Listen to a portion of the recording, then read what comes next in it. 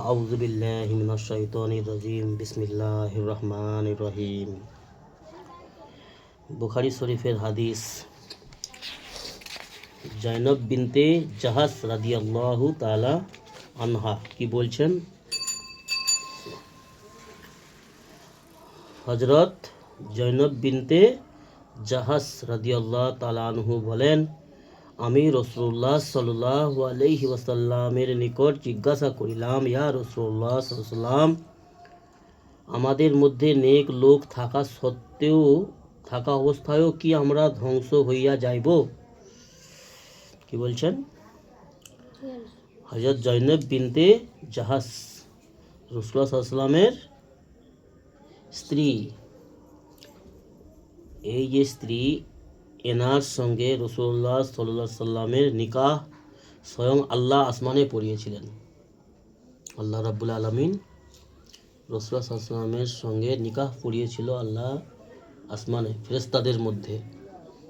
তো লম্বা বড় ওয়াকিয়া আছে, ঘটনা আছে। তো উনি রাসূলুল্লাহ সাল্লাল্লাহু আলাইহি ওয়াসাল্লামকে জিজ্ঞাসা করছেন, ইয়া রাসূলুল্লাহ সাল্লাল্লাহু আলাইহি ওয়াসাল্লাম, আমাদের মধ্যে নেক লোক থাকা সত্ত্বেও আমরা ধ্বংস হইয়া যাইব? আমরা কি বোঝাচ্ছে? যে আমরা মুসলমানরা, আমাদের মধ্যে নেক লোক থাকা অবস্থায়ও কি আমরা ধ্বংস হইয়া যাইব? রাসূলুল্লাহ সাল্লাল্লাহু আলাইহি ওয়াসাল্লাম বললেন, জি হ্যাঁ, ধ্বংস হবে। কখন? যখন অসৎ কাজ ব্যাপক হইয়া যাইবে। যখন ব্যাপকভাবে অসৎ কাজ হতে শুরু হবে। ব্যাপকভাবে অসৎ কাজ আজকের দিনে হচ্ছে না, হয়নি? যত রকমের নোংরামি, যত রকমের গীবত, যত রকমের বেদিনী, যত রকমের আজে বাজে ফালতু চর্চা, তারপরে আল্লাহর হুকুমগুলোকে ছেড়ে দেওয়া, জি, ঘরে ঘরে লোন বন্ধন, তারপরে মোবাইল, তারপরে ছেলেদের চুল কাটার যে সমস্ত আকৃতি, শয়তানি আকৃতি, ছোট বাচ্চা থেকে নিয়ে 30-35 বছরের জোয়ানরাও বাচ্চার বাপ, ছোট বাচ্চা থেকে নিয়ে বাচ্চার বাপ, তারাও এমন এমন আজে বাজে চুলের আকৃতি, যেগুলো কাফিরদের সিস্টেম।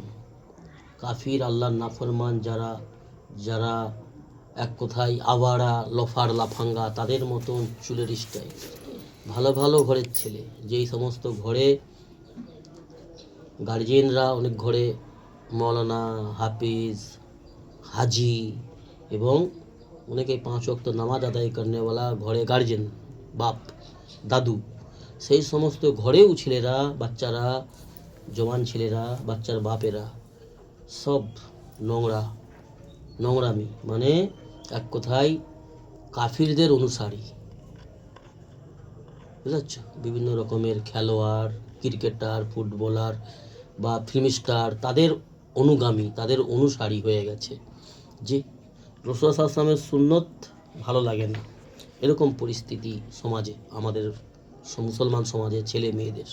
তারপরে মেয়েদের মধ্যেও বেপর্দা, তারপরে মেয়েদের মধ্যে এখন একটা বিশাল মারাত্মকভাবে বেদাত, বিশেষ করে বেদাতিপন্থী যারা, মাজার পূজারী, পীরপন্থী, মাজারপন্থী যারা মাজারে গিয়ে বিভিন্ন রকমের মান্যত করে বা পীরের খিদমত করে, পীরের পা টিপে হাওয়া করে, মা বাপের সঙ্গে নোংরা ব্যবহার করে, মা বাপের হক আদায় করে না, মা বাপকে গালিগালাজ করে, আর পীর নামক যে ব্যক্তিগুলো আছে তাদেরকে সম্মান করে মা বাপের থেকে অনেক বেশি। তাদের ঘরে দেখা যায় এগুলো বেশি।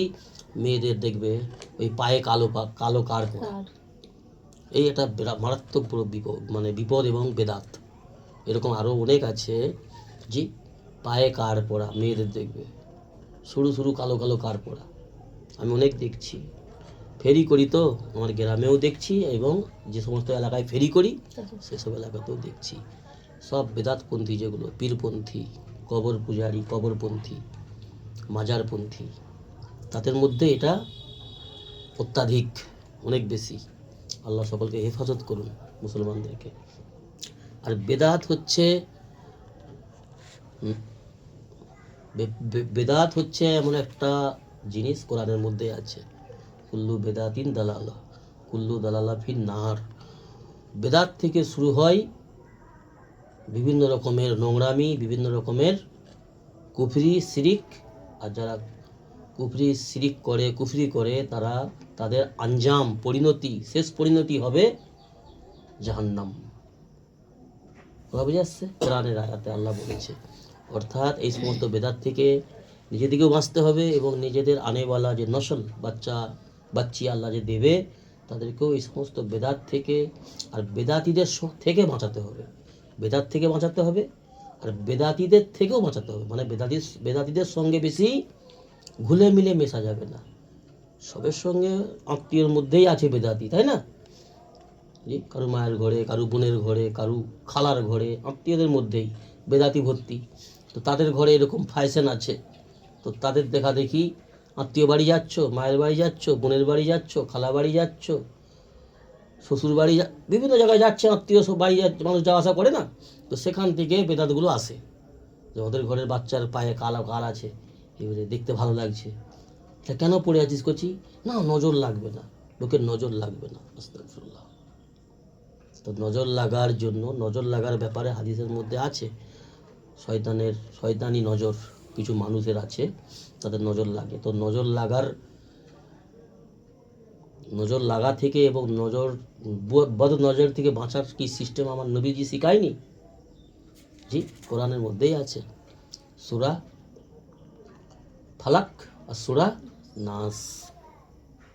কিন্তু সেই সমস্ত বিষয়ে ছেলে মেয়েদের শেখায় না, সেই সমস্ত ব্যাপারে ছেলে মেয়েদের তালিম দেয় না, সেসবে আমল করে না, কালো কার পায়ে বেঁধে দেয় মেয়েদের।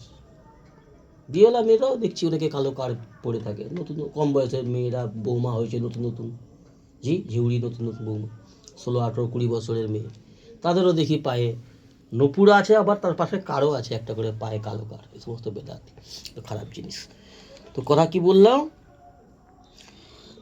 রাসূলুল্লাহ সাল্লাল্লাহু আলাইহি ওয়াসাল্লামকে জিজ্ঞাসা করলেন, জয়নব বিনতে জাহাস রাদিয়াল্লাহু তাআলা আনহা জিজ্ঞাসা করলেন, ইয়া রাসূলুল্লাহ সাল্লাল্লাহু আলাইহি ওয়াসাল্লাম, আমাদের মধ্যে নেক লোক থাকা অবস্থায়ও কি আমরা ধ্বংস হইয়া যাইব?